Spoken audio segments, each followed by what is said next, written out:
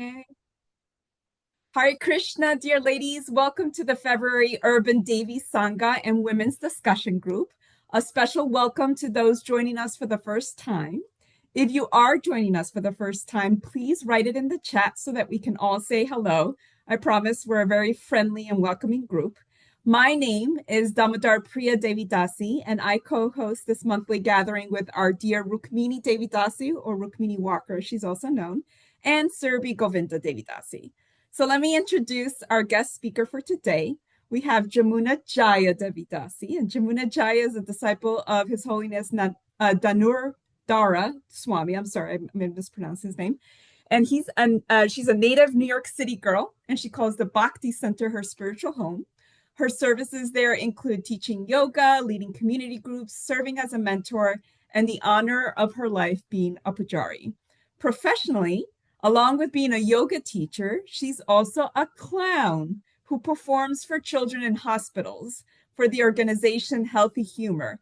And she's also a storyteller who tells tales from around the world to audiences of all ages, both nationally and internationally. And she's married to her best friend and absolutely better half, Jim Whelan. So today's topic that Jamuna Jaya will be speaking on is lessons from unlikely places. And she says, Shakespeare wrote that there are tongues in trees and good in everything, cueing us to lessons that await us everywhere, if only we have eyes to see. So she's going to be sharing with us stories from the Bhakti tradition, where lessons come from unlikely places and explore the unusual teachers in our own lives. So welcome, Jamuna Jaya. We're so happy to have you here. You just have to be, Hare there you go. Krishna, thank you. Thank you for that wonderful introduction, Damodar Priya. Thanks, everybody. I see some names I know. Latterly, I didn't know how to spell your names. I'm glad I'm seeing it because I'm seeing it. Now Hello, you everybody. got it, sister. Here. Now you got it. Okay, I got it now. I was just always thinking it's a lot of Lee La. It's a lot of Lee. So everybody, I'm so grateful to see and Susan and Ishvar Sindri. And thank you so much, Mother Rukmini, for just being in my life. And thank you, dear Damodar Priya, who I miss so much in New York City.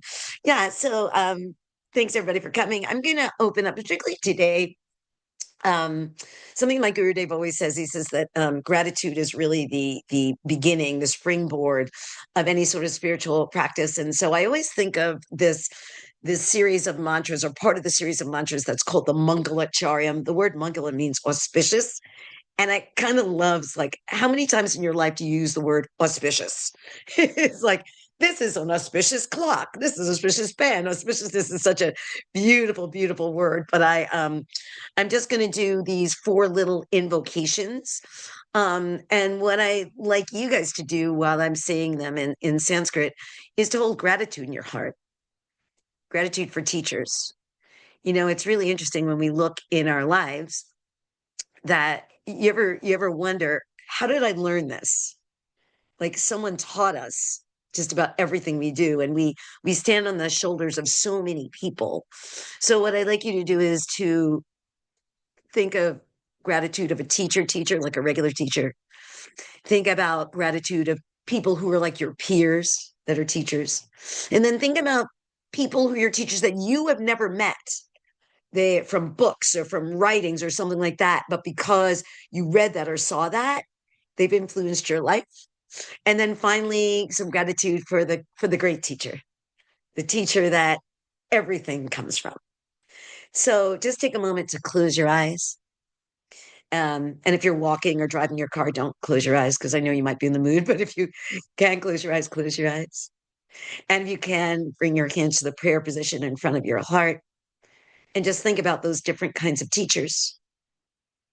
And I will say this Mangalacharyam in Sanskrit, and if you know it, you're on mute, but you can say it along.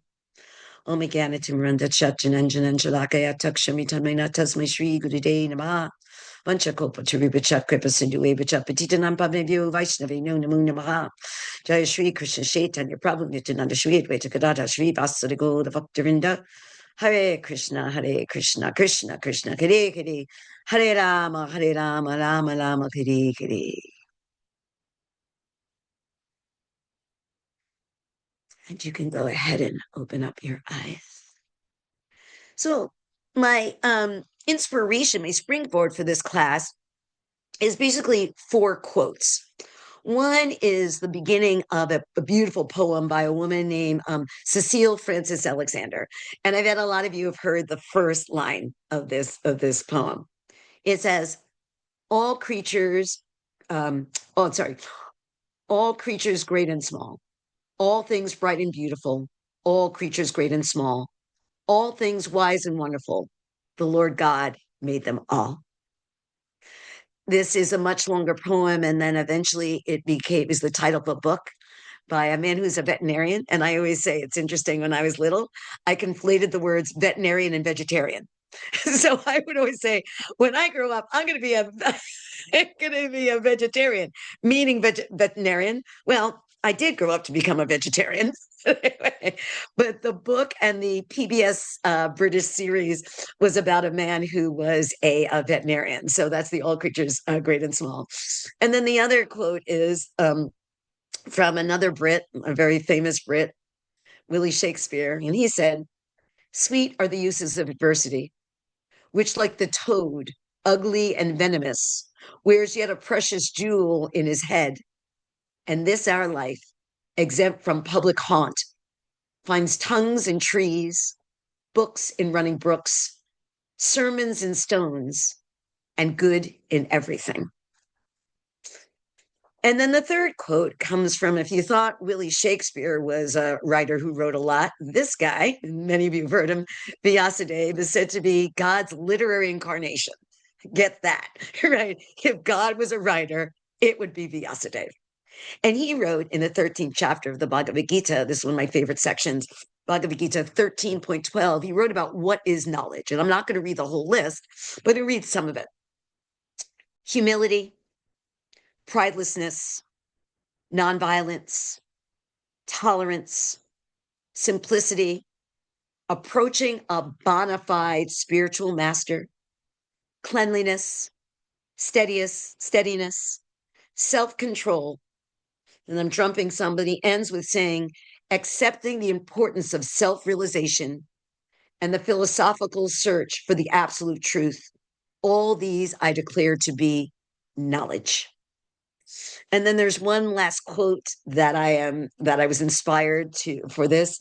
And it's a very famous quote because it's on a lot of t-shirts and mugs and hats. And it says, a graduate from the School of Hard Knocks. So all 4 of those things that I brought forward, all about teachers that come from very different ways of looking at what is a teacher. And I realize sometimes when I use that quote from the Bhagavad Gita that says, what does it say? Approaching a bona fide spiritual master, that word can make somebody's hair go on fire. The word master, especially coming out of a brown face, right? But here's what I always like to say about this. I'm a snob about my doctors. When I meet a doctor, I'm sorry, I don't want a doctor who's under 40 years old. Mm-mm. I want a doctor. See, I'm getting a little gray hair here. I want a doctor who has a little gray hair just like I do. When I walk into that doctor's office, I want to see those diplomas back behind them. I want to see it say master of this, master of that, master of the other thing, right? I want somebody who has mastered their profession and has experience. And so when we look at the word, spiritual master, sometimes it can be like, whoa, we don't like the word, but really it means someone who has mastered something.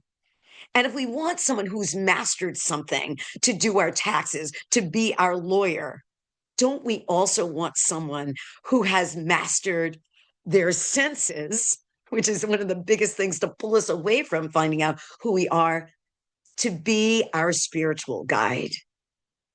It's often said, and I love this about the word master, it's like one has to master their senses, which is when we hear the word Goswami, some of you have heard the word Goswami, or even the word Maharaj, we call sometimes the teachers. The word Maha means great, the word Raj means king, but it isn't to say that they are great kings like a crown, like King Charles. It is to say that they are masters of their senses. And where the senses goes, the mind goes. Right? I often say that sometimes my mind is like a squirrel on cappuccino, and my senses keep drawing me out and out and out and out. And so, when in that quote from the Bhagavad Gita, we want someone who is bona fide, we want someone who has mastered their senses. We want someone who can see with clearly, just like I only wear my glasses to see the screen, so my glasses are always dirty, but someone who's the lens of their view, their glasses, the way they see the world, yeah, is clean. And so there is the guru, we would say, the more typical teacher, which in our line we call a guru. But there's also teachers from so many other ways. And so I'm going to start with telling a story. And I bet a lot of you, and I know a lot of you, have actually read the beautiful book, The Journey Within by His Holiness Radhanath Swami. And in it, he tells the story of this teacher called Parasura. And Parasura has a student, a very, very earnest student, that comes up to him one day and says, please tell me what it is I need to learn so I can find out who I actually am. And Parasura goes, oh, what a beautiful, beautiful question. The person to answer that question is my dear friend Ananta. Go to his ashram. And that's in this story that's going to be about a lot of different teachings. I always think that that is the first teaching, because you hear what he says, this great teacher, he could answer the question himself. But do you see the humility with which he begins with this? Oh, go to my friend.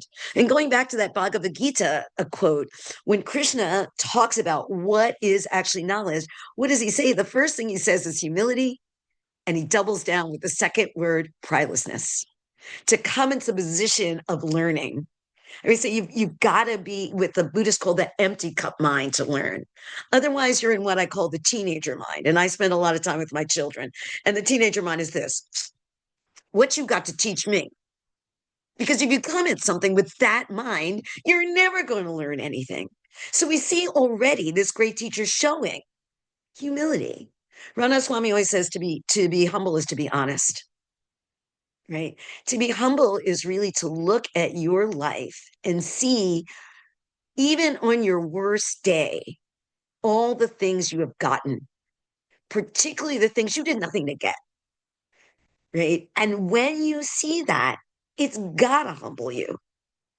And when I say, and I was thinking, when you're humbled, you're grateful, and when you're grateful, the next step is you're moved to serve. I've been given so much. I'm so grateful. What can I do? I must serve. So Parasara said, go to my friend.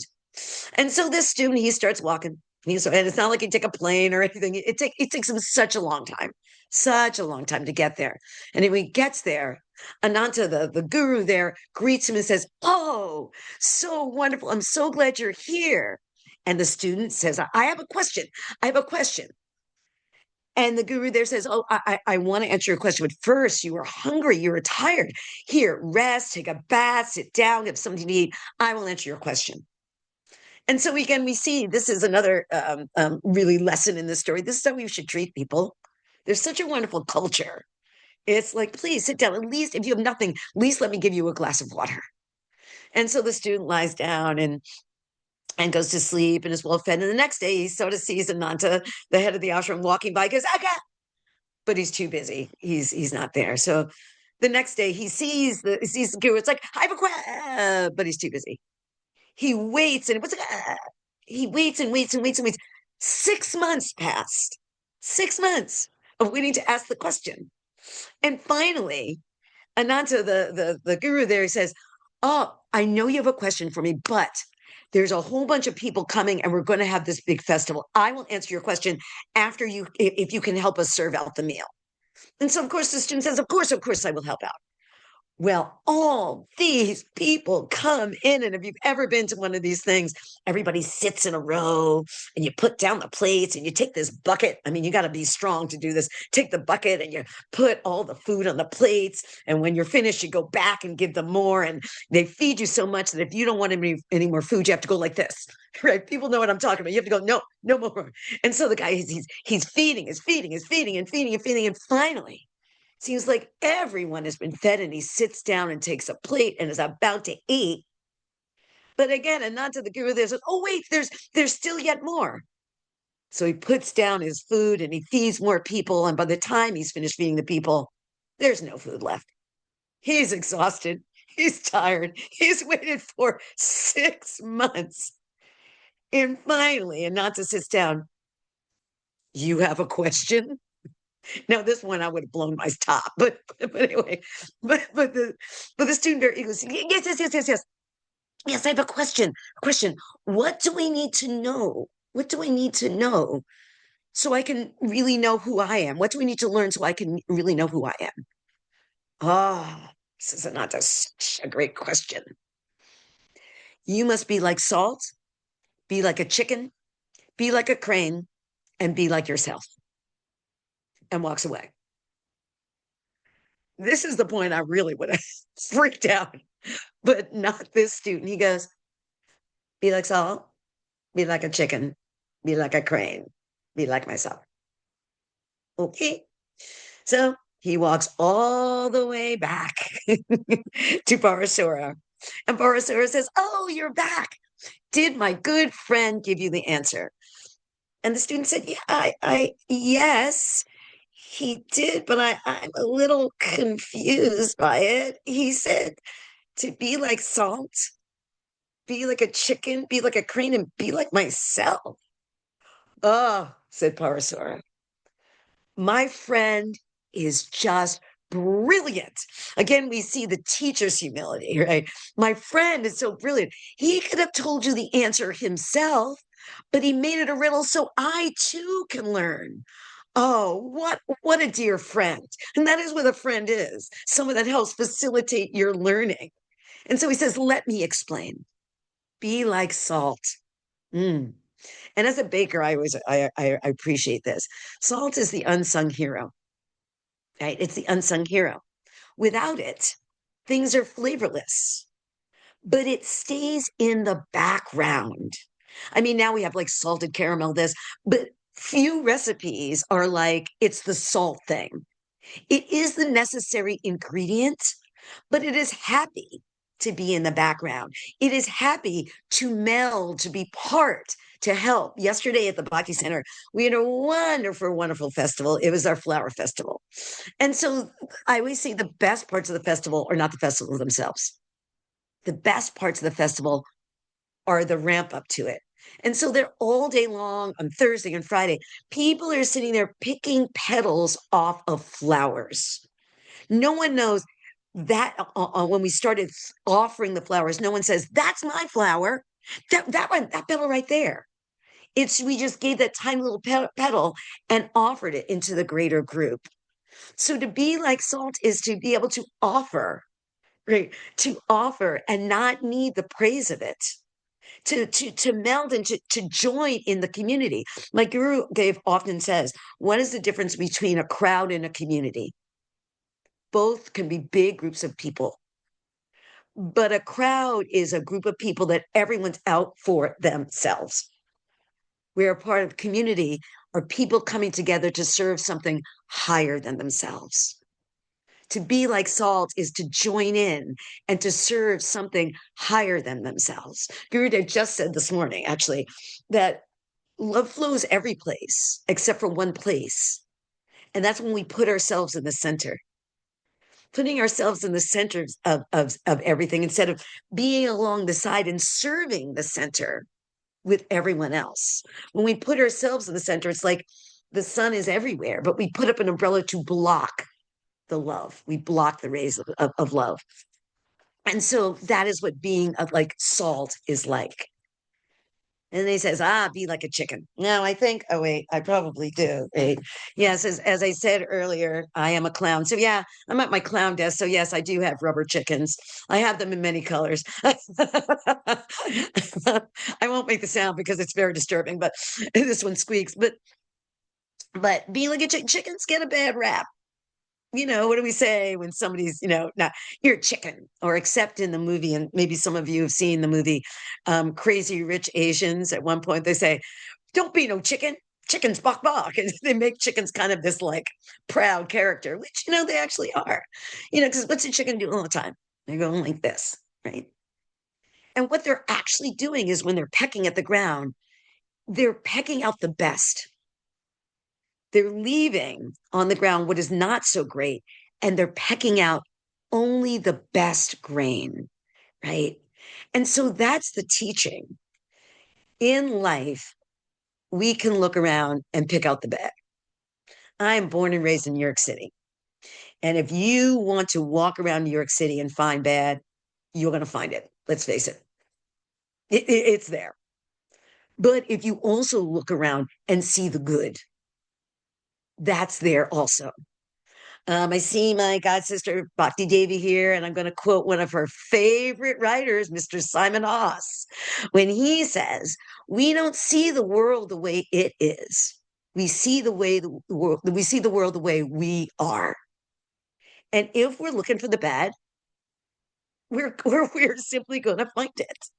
I think of two stories that are very well known, and one is of these two cousins who were princes. Both of them could go on to be the king. And they have a teacher, very wise teacher, whose name is Drona Acharya. Now, the teacher already knows the nature of the students. He knows. He knows the one called Duryodhana, who I love that his name means dirty fighter. So if you haven't heard about him before, that kind of sums it up, right? He knows that he is arrogant. He knows that he thinks he's all that and the bag of chips, we would say. And then the other student's name is Yudhishthir, who is calm and loving and peaceful. But the teacher gives them a test. And he says to Duryodhana, the dirty fighter guy, says, go out into the world and find someone who is lower than you.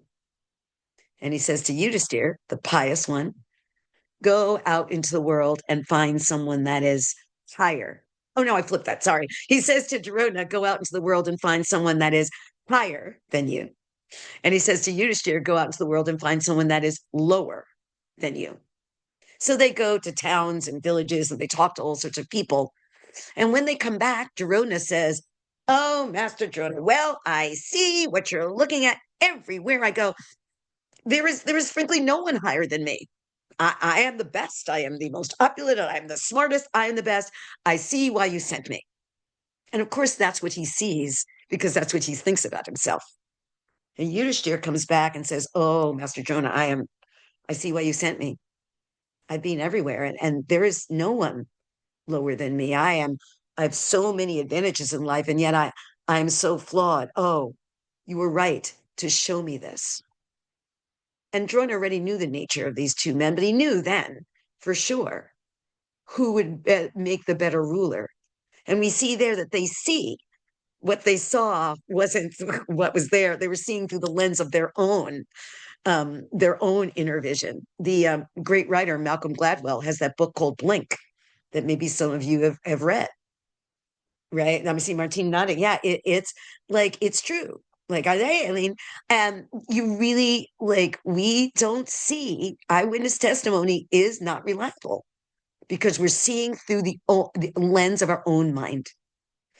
And so if we look to see the bad, we will pick it out. It's often said about like with the bumblebee. The bumblebee goes in and finds the nectar. It pulls out the nectar. Yeah. Whereupon the fly, where's the fly hang out? With the, the SHT, and the fly pulls out the not so good. So to be like a chicken, to look through life and find the good, then to be like a crane. And so there's a place where I ride my bike. I haven't been able to because people know it's been pretty snowy and icy.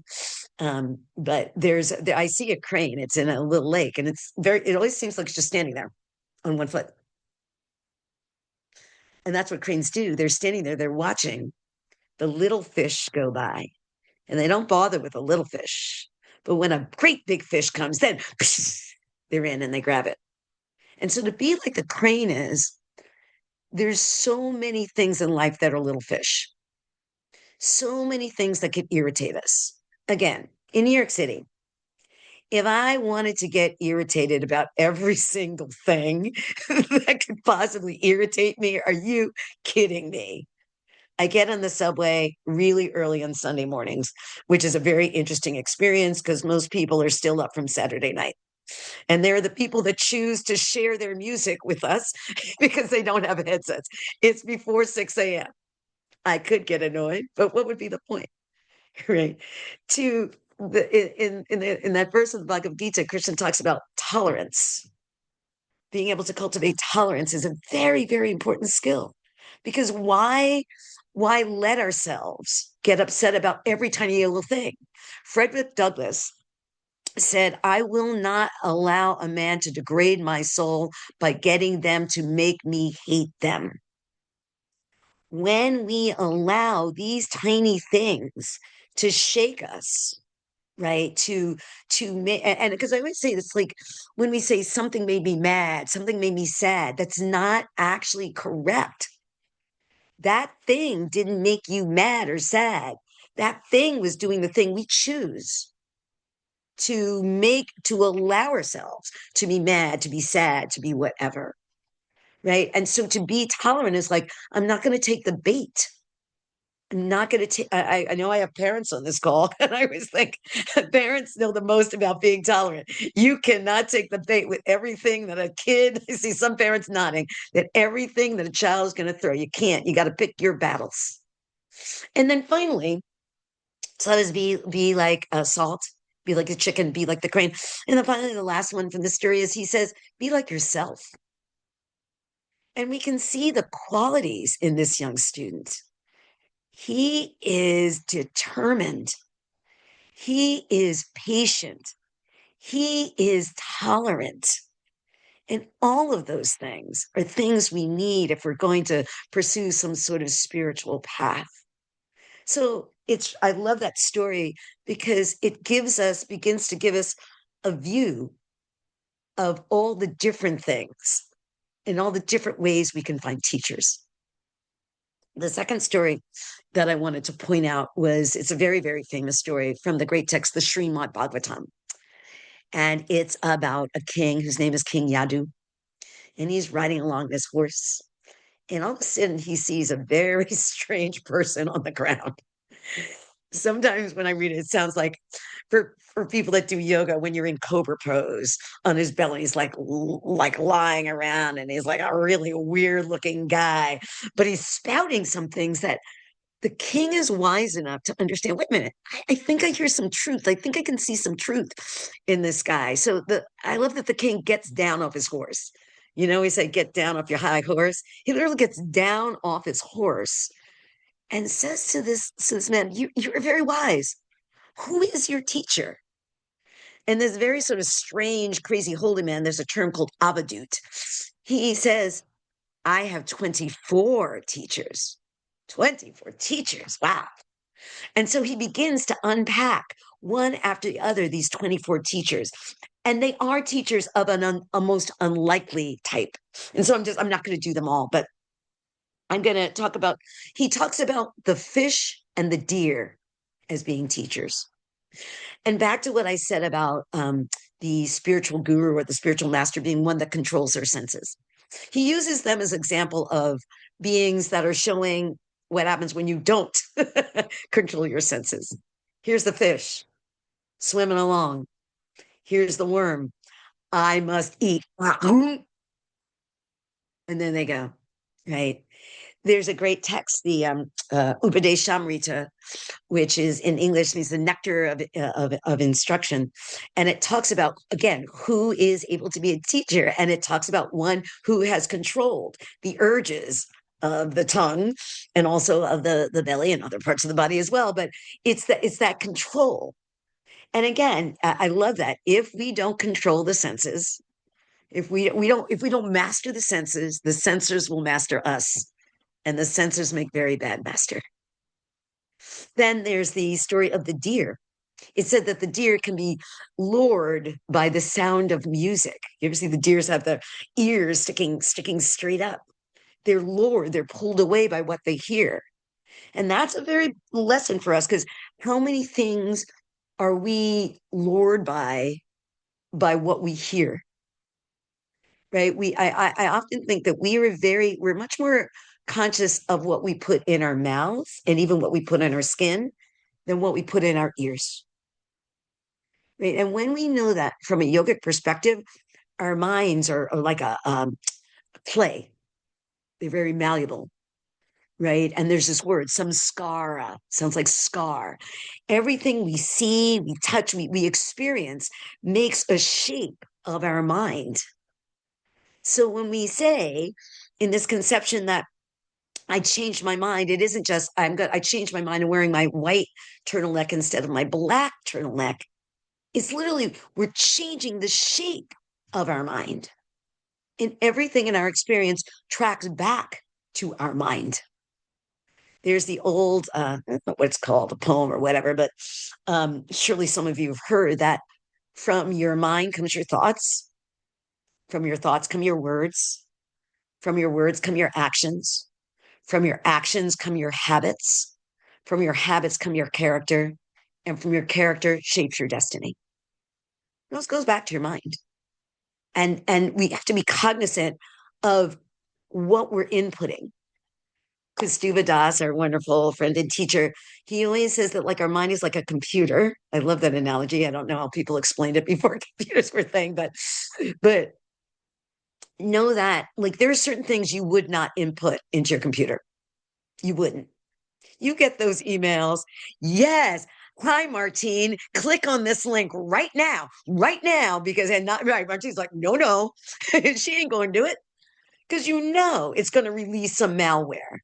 And yet, do we do that with our ears and remembering this little device right here, whether we are talking into it or reading it, this little guy right here is how we are inputting things into us. So, two of his teachers say we're the fish and the deer that show what happens if we don't have a tight rein on our senses. He also talks about the wasp. And this is so really interesting. You know, wasps are I'm sorry, they are nasty critters. I gotta say, they're nasty critters. So a wasp sometimes will catch a smaller bug and put, oh, hello, Stella's cat, and will put inside of, yeah, I get distracted when the animal friends come on screen. If Georgia makes his appearance as far as Century, I'll be like, hi, Georgia.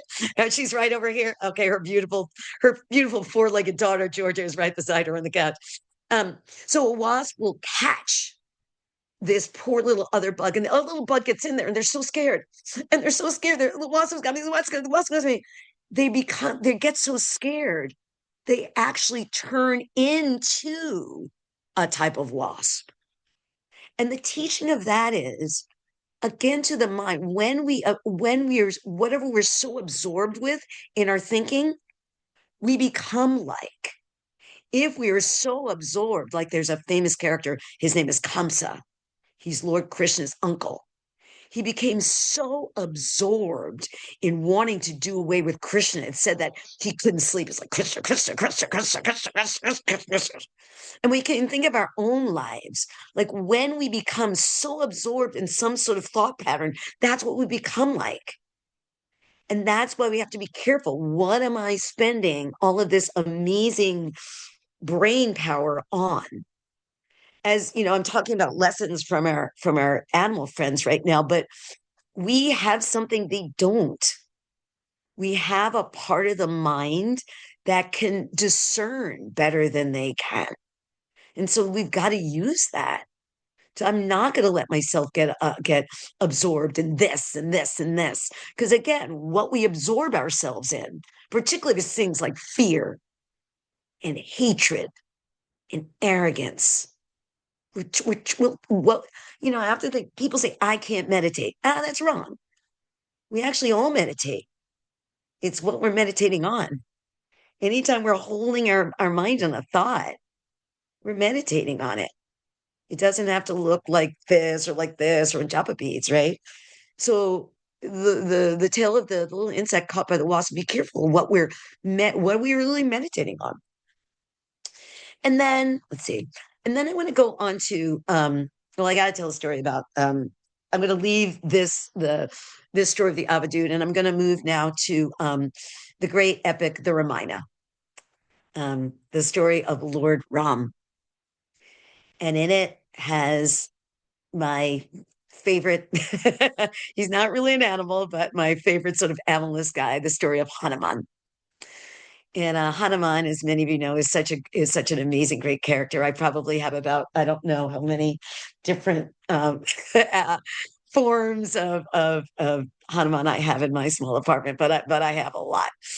And Hanuman, as many of you know, he does so many things. He's invested with all the powers of the demigods, and yet he doesn't use them for his own service. He only uses them to share. And he does so many amazing things for Lord Ram. There's not the time to speak on them. But after he's done so many things for Lord Ram and has helped Lord Ram rescue his wife, Lord Ram and his wife are back living in the village, the kingdom where they live. And Hanuman is able to do so many things for Lord Ram that the other people get jealous. They love Lord Ram, but they can't do anything for him because Hanuman's too fast. Lord Ram needs a cup of water. So Hanuman's got it. Lord Ram needs this. He's got it. And so they get very sort of mean girl, junior high school. They make a list of all the things that Lord Ram needs done for him during the day. And they give themselves assignment. Well, I will hand Lord Ram his comb. Well, I will pluff up Lord Ram's pillow that he sits on. Well, I will make sure that Lord Ram's cups are clean. And they make this list and they post it on the wall. And I never did this because I didn't go to a high school that did this, but I think if it's like when you want to find out if you've made the sports team that they post it up, or if you got a role in the school play, and everybody goes up and goes, "Did I make it? Did I make it? Did I make it?" And they're all looking. It's like we didn't leave anything for Hanuman to do. And Hanuman comes up and he sees, okay, and he just walks away. But they're all feeling pretty good about themselves. Right. And they walk away and they just notice all day long, here's Lord Ram, here's Hanuman walking right behind him, not saying anything. And Hanuman's just walking and he's watching all the people do all the other things. But then at the end of the day, Lord Ram goes, starts to yawn, and quick like lightning, Hanuman puts his little hand in front of Lord Ram's mouth. And he says, I see all the other services were taken, but no one took the service of covering Lord Ram's mouth when he yawns. So I will take that great service, that small service. And so this tells us something really important. There's all sorts of services in the world. And sometimes we think if our service isn't the big one, we're not doing anything. Holding a door open for someone is a service. Lottely, you taught me something very, very beautiful when you told me this. I don't know if you remember if you told me this, but Lolly, she says that every day she gives $1 to someone in need and she compliments a woman every day. And that is a service. We all know there's a poem I have in my locker room at the hospital where I'm a clown that says kindness. It doesn't take much to turn a person's day around. Kindness is a low investment, high return activity. The festival yesterday, when we were throwing flowers all over the place, is based on something that Lord Krishna says in the Bhagavad Gita. He says, you can offer me a leaf, a flower, a drop of water, a leaf. It doesn't have to be big. Again, I got parents on the call. Those little things. I mean, if you grew up in the United States of America, at some point, your child brought home the hand turkey. You know what I'm talking about.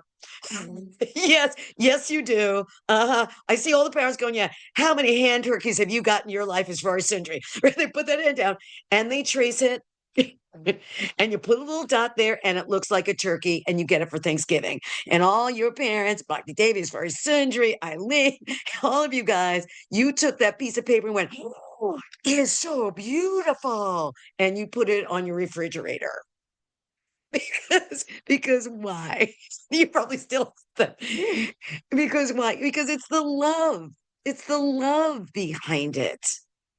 And so as long as the offering is like Mother Teresa says, there you cannot do great things. You can only do small things with great love. And so that's what the story of Hanuman does. Hanuman literally can pick up mountains and fly and upstage God himself. Let's put it that way. If you don't know the story, he can do anything, but he considered this a great story, this a great service.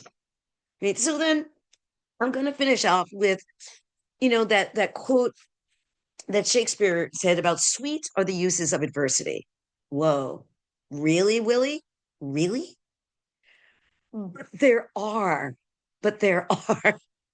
And that's really the trick to when adversity comes to see the lessons in it. I'm going to stay with the Ramayana, the story of Lord Ram. Lord Ram's wife is kidnapped and she's taken by this 10-headed demon called Ravana. And as he's flying away with her in a cart pulled by flying donkeys, if you thought the flying monkeys of Wizard of Oz is out there, the flying donkeys always gets me. I'm like, flying donkeys, whoa.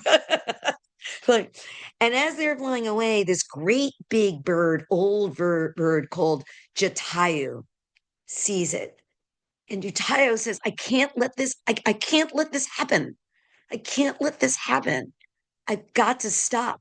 And even though he's old, he gets up there and he flies and he has this battle with this demon. And in the end, his wings are cut off and he falls to the ground. And he doesn't, here's the thing, he doesn't succeed. He doesn't succeed in saving Sita, but he does succeed in the effort. And I'm gonna I gotta wait. Do I have it here? Yeah, I gotta change my screen. I'm there because that sometimes when we look at the obstacles in life, it's the effort, it's the lessons learned after the fact. Surely there are times in our life, like Mother Rukmini was talking to me before the class about how I became a clown, and I said I landed up being a clown in hospitals because I fell and I broke my arm in two places when I was at an age I had no insurance. I had sublet my apartment because I was supposed to be out on the road touring in a show. I always say Krishna stuck out his foot and tripped me because that led me to my job performing in hospitals for children, which led me to yoga, which led me to bhakti.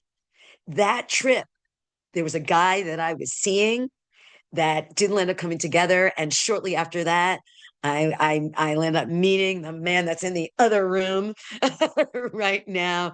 That is the best of the best.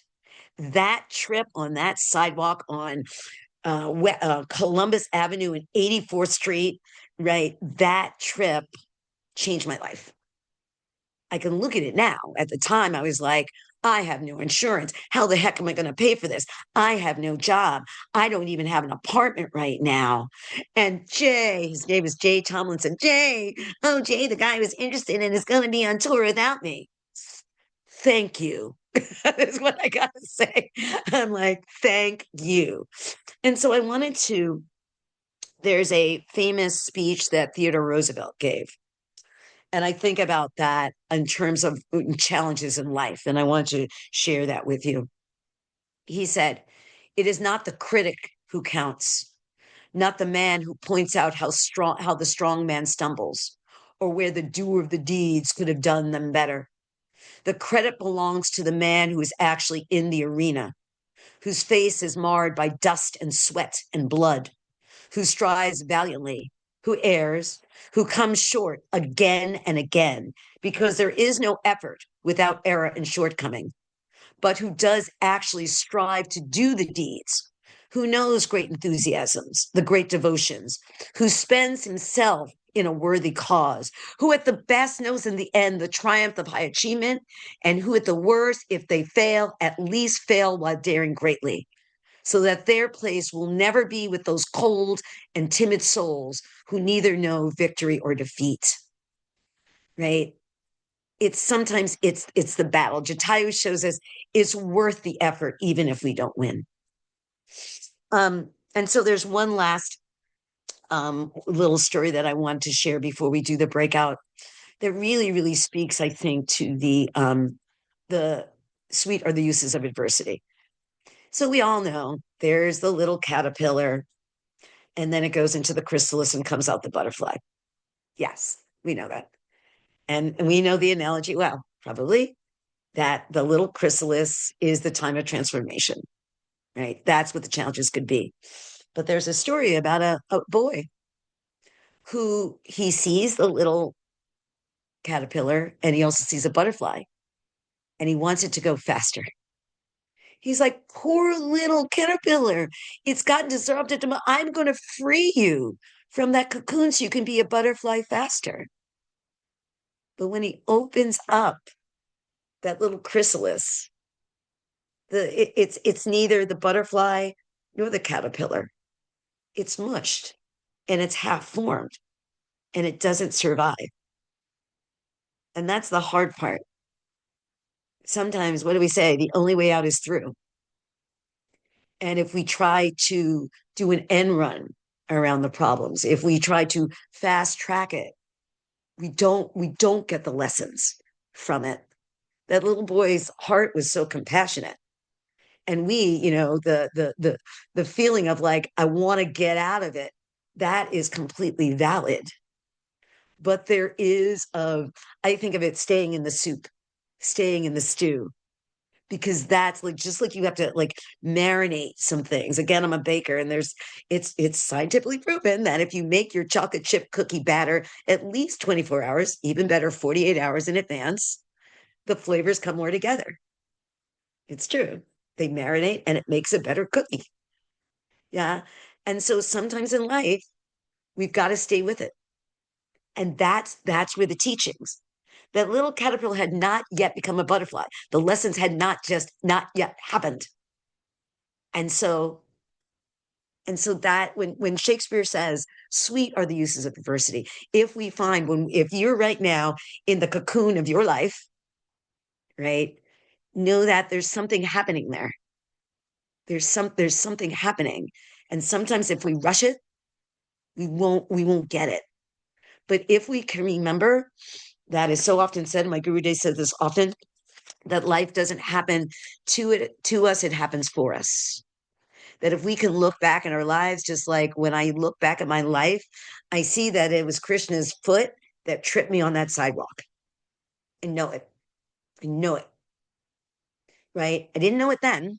I was 20 or something like that. I didn't know it then.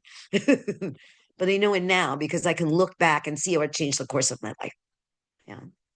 So that is my offering, and I'm pretty. Yeah, I'm watching the clock. There were a couple other things that I were going to say, but I got the essential ones that I wanted to get in, and I'll just end with I just love that poem.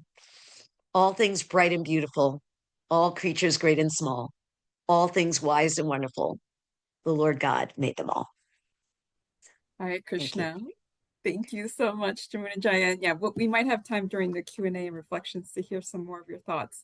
But before we go on to our breakout rooms, I just want to read the reflection questions aloud for those who will be watching the recording.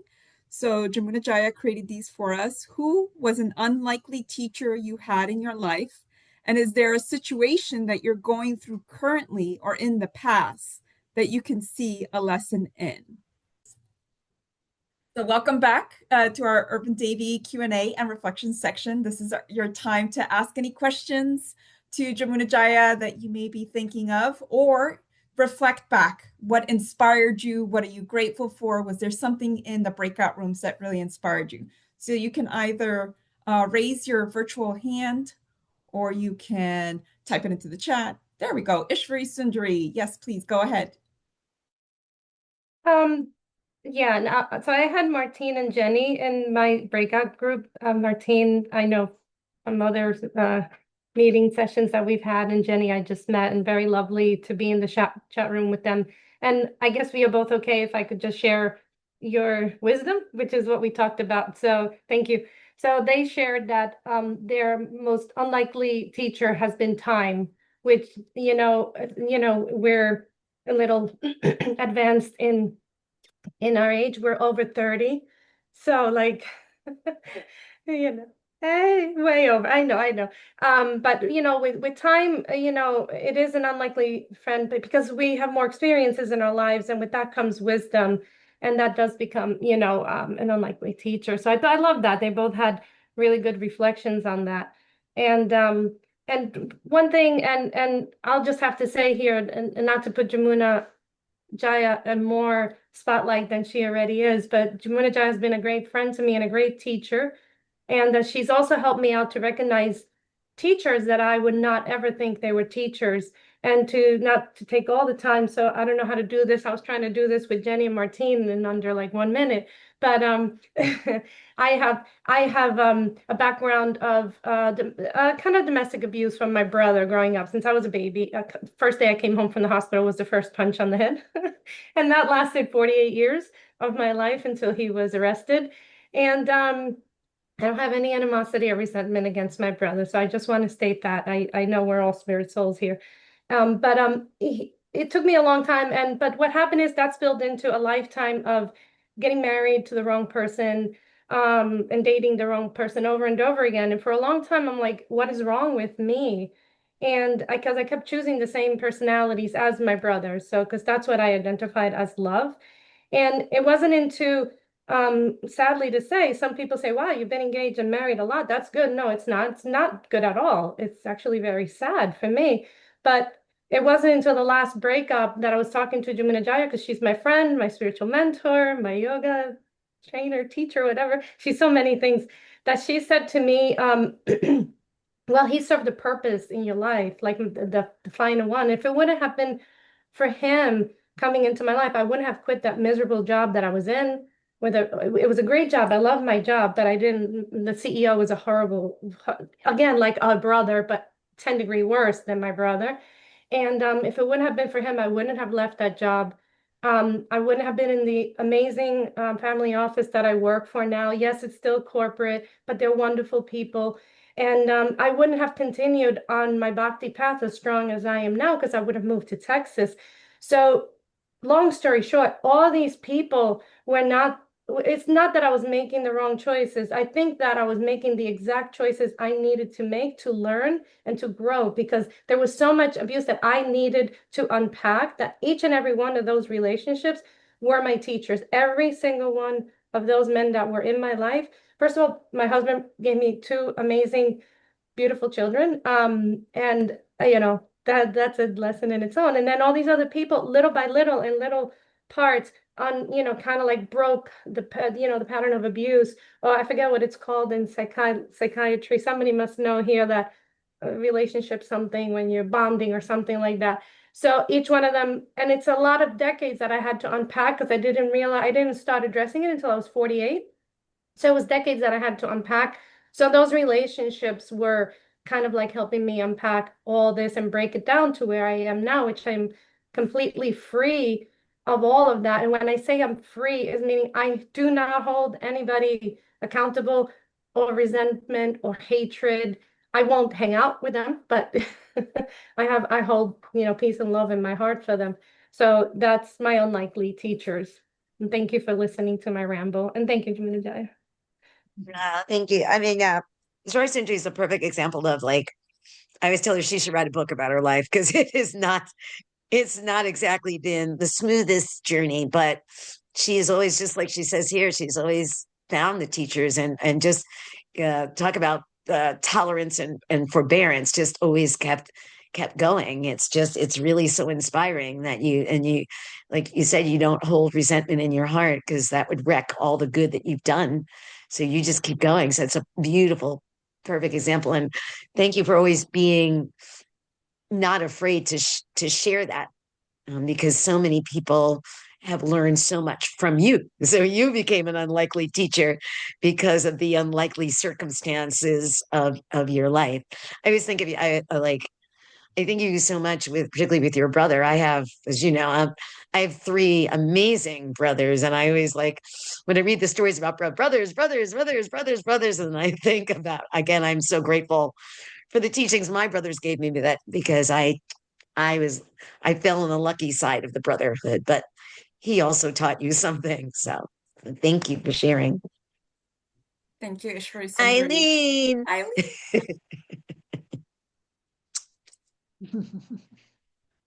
We can't hear you, Eileen. can you unmute yourself, Eileen, please? Thank you so much for that beautiful teaching in the class. And I'm just so happy to get to see you again. It's been a while. Yeah. So we talked a little bit in our group about pain, like physical pain being a teacher. Um, and I would even say, to Ishwari Sundari's beautiful story, like, there's been mental pain, in a lot of our lives. So I have a question for you. When you're in it, whether it's mental, whether it's physical, when you're in it, what are your like life hacks as you've matured through this path and as you've matured through life? Like, I've found myself in the past, sometimes it's like, I don't necessarily lean into my practice. Sometimes like you kind of, ooh, and when I've seen, beautiful stories of different swamis going through physical pain and they're chanting, 3 times the amount of rounds I'm doing a day, and they lean in and they're just chanting more and more and more and more. So just want to ask you from your experience and through your life, what are some of like the life hacks? What do you do that has helped you when you're in that awfulness to think about the lessons or to think about, Krishna in those times? Yeah, that's the thing. You got to do like hindsight's 2020, but it's being in it. Number one, gratitude.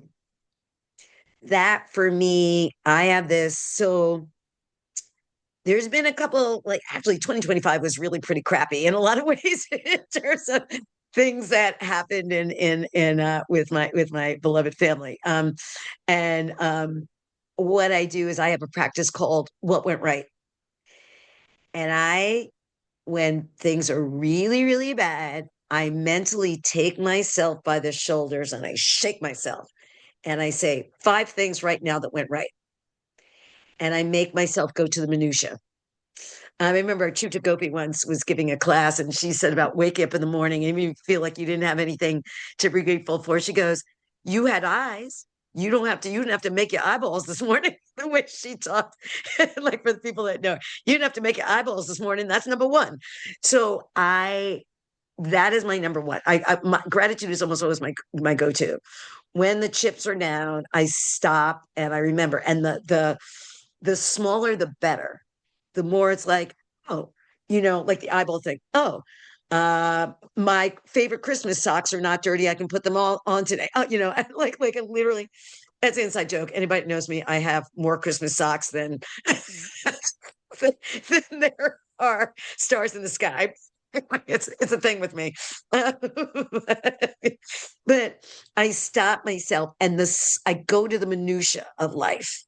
Bop, bop, bop, bop, bop, bop, bop. And so that's the first thing I do. And then it's that thing of just in the Keshava Swami said, and he has a whole class, I can't remember what he was talking about. And he says, sometimes you fake it till you make it. And then that's where you like in the Bhagavad Gita in the 9th chapter, Krishna says about you can offer me this, this, this, this, this. But then like the next verse, he says, but just do it anyway. It's like then I just do it anyway. Keshava Swami said, you sometimes faking it till you make it. You pick up the things, even if I feel like my practice is feeling dry, I'm not feeling it, but I keep doing it. And he says, as long as you don't fake it so much that you think you've made it. So sometimes, is this the most juicy meditation of all times? No, but I don't let it go because I know that's the life raft. And if I were to let it go, then I really be at sea. So first, I like those.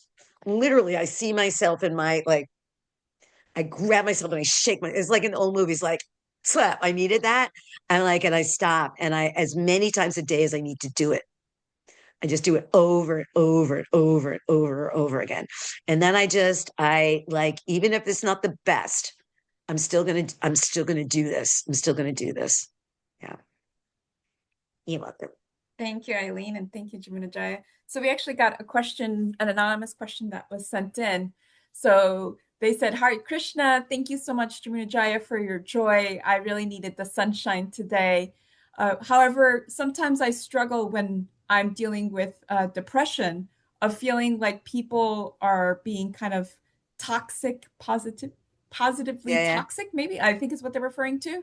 And how Mhm. do I differentiate between that and what you're talking about, like in a healthy way of looking at things? Sorry, I'm just Yeah. reading, but it's not very clear. No, that's good. I got you. Yeah, yeah, yeah. I mean, it's the thing of, I was talking about this with grief with some friends the other day. Um, it's you don't not feel it. You're gonna feel it, and to feel it would to be to lie. And I always love that Krishna in the Bhagavad Gita, he calls at one point Arjuna, you're a pretender. Like, so you feel it. At least I feel it. But then I also think, okay, I do have a choice. Am I going to stay here just with this, or is there something I can do? And it's not like I deny the crap show that's going on. It's there, but I also think to myself, but I have dominion over my reactions, even though it doesn't feel like that a lot. I have some dominion over it, and any little bit that I can do to pull myself out, I've got to do that. So yeah, I don't think that like when people are really like there was an ad in the subway a couple of years ago that so rightly said it. It said, you wouldn't tell somebody with cancer just to get over it. Right. This was like not a thing, especially if somebody has. I have a sister that suffers from anxiety. I don't go like, Valerie, just get over yourself, right? Or someone with anxiety, with depression. You don't say, and certainly shouldn't say to yourself, just get over it. Feel your feels. But then also because two things can happen at the same time. I'm here in feeling the feels, but what can I do for myself right now to maybe get myself out of it a little bit? Can I be thankful I have eyelashes and maybe make myself even laugh a little bit at that? Can I do it? So it's never, I think it gets toxic when you ignore it. I think it gets toxic when it's like, no, no, like it's funny because when people ask you how you're doing, you say you're fine. Yes. And there's a time, place, and everything, but not with the people. And back to Eileen's questions, then having mentors and people you go to, like that really to open up your heart. There's in our lineage, there's something called the six loving exchanges. And one of them is to speak and confide in confidence. So to the people that you really trust, and hopefully you have them in your life, then you open the heart and let them help you speak it out. Like, don't try to do an end run about it because it's real. But then at the same time, also think there's how can I get this little glimmer? How can I do this thing? And I also, because I think of also too, in terms of I'm a very physical person. I can't spend a day without working out. Yeah, it's like my elliptical machine is right over there. So I think of it as like an exercise. I'm gonna do it. I'm just gonna get it. And even I'm gonna feel the feel, but I'm just gonna keep going a little bit anyway.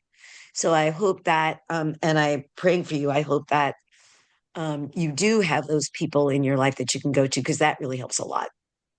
Yeah, Having I those just got people a that can message hold from you. them that everything you shared was very helpful. So thank Okay, you, Jamuna thank Jaya. you. And I actually got another anonymous message.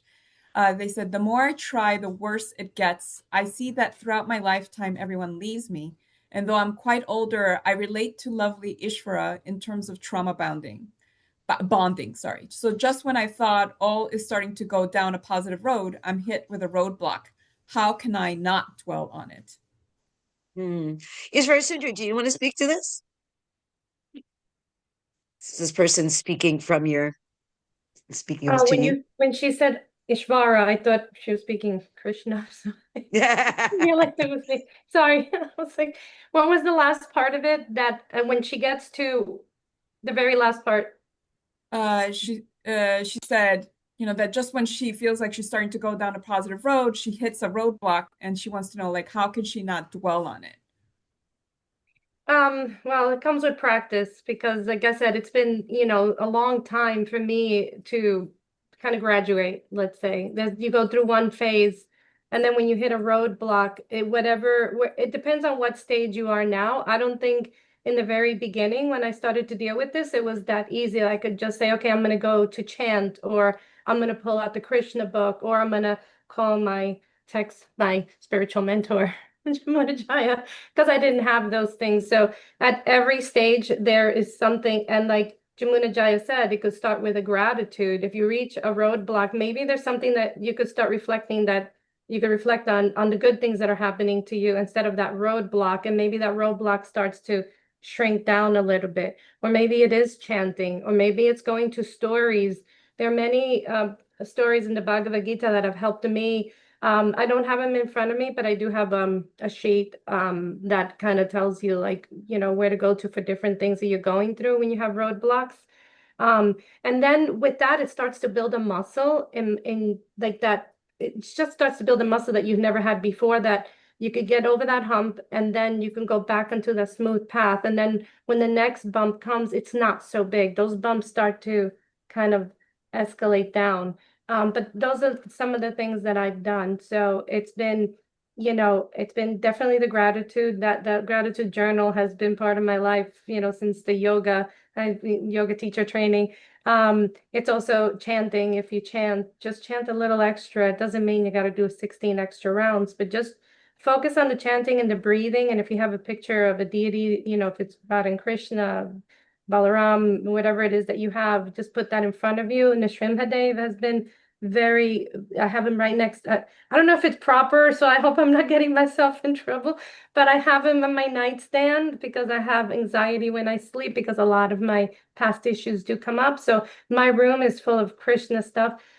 I live alone. Not I live with my son, but I sleep alone. So I'm gonna put that out there. So there's nothing going on in there. So I do have him next to my bed, and that helps me a lot, because when I feel these things coming up, I just look at the picture, and that helps me. And also reading and going to the source. There's so much information to be learned from the Gita and the Sri Bhagavatam. I hope that's helped. Yeah, put me on the spot. I wasn't ready. Yeah, well,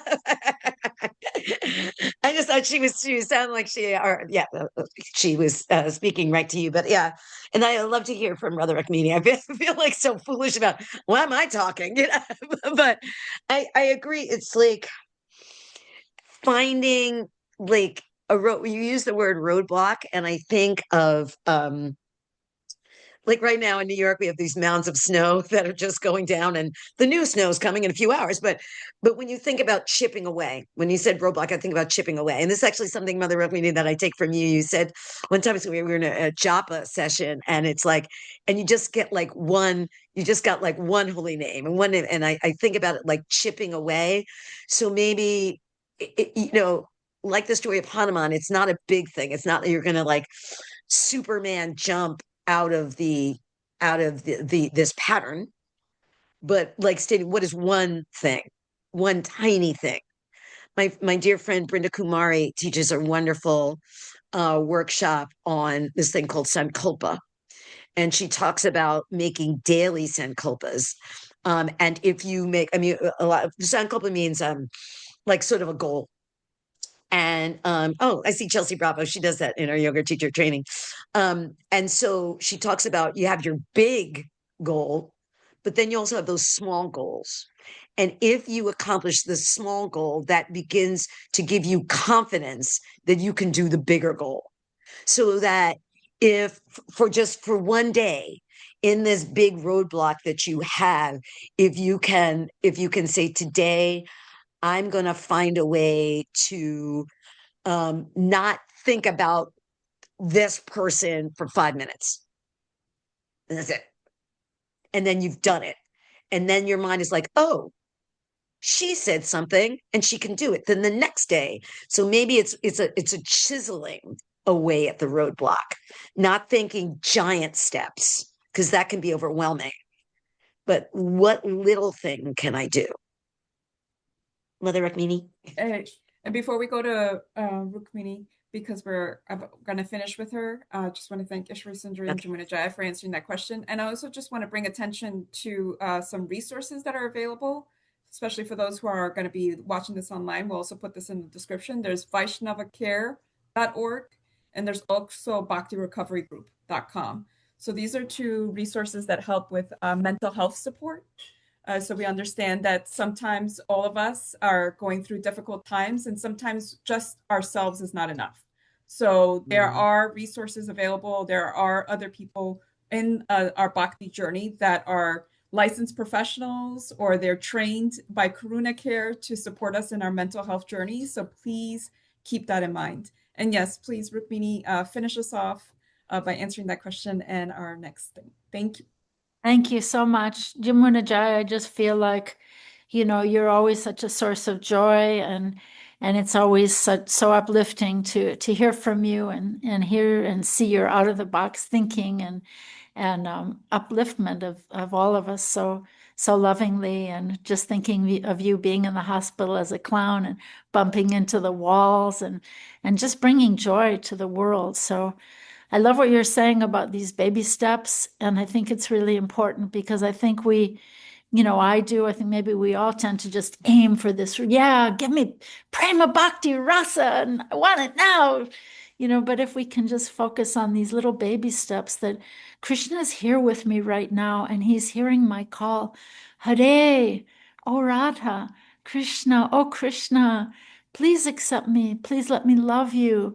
For so long I've been absent in this relationship, but today, from this moment, I'm turning to you.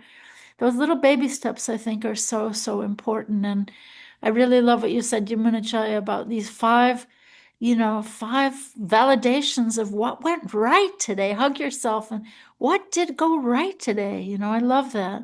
And I'm also thinking, Ishwara Sundari, maybe you can share with us you said you have a list of things from the Gita. Maybe Kastuba Prabhu put this together. I'm not sure. What to do in the time of depression, what to do in the time of this, and this.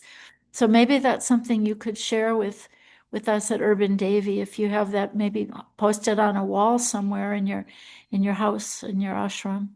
So just so grateful to you all for being here. And I think we give each other a lot of help. And pain is a great teacher, and through pain we realize so many things that we didn't know before.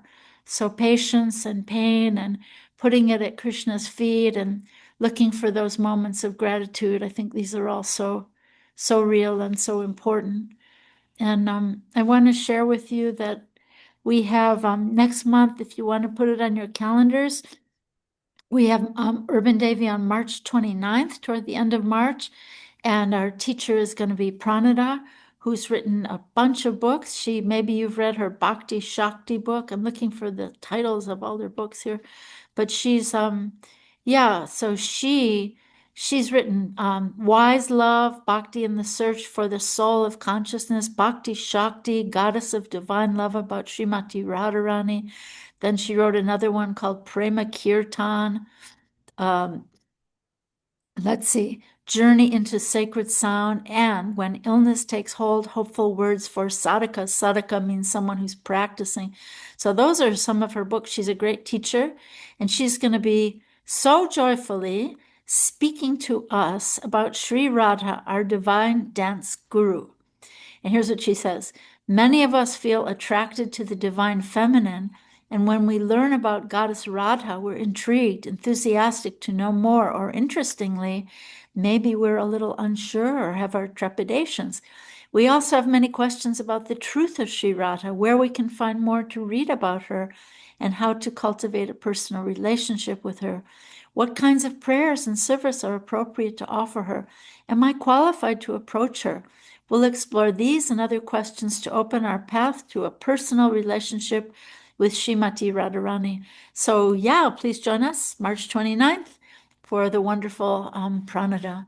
And thank you all so much for being here. Such a joy. This is the highlight of the month when we can all gather together and share our joys and our baby steps and all of the helpful struggles, and by Krishna's grace, just turning to him in gratitude, and even in moments of great difficulty. So thank you all so much. Hare Krishna.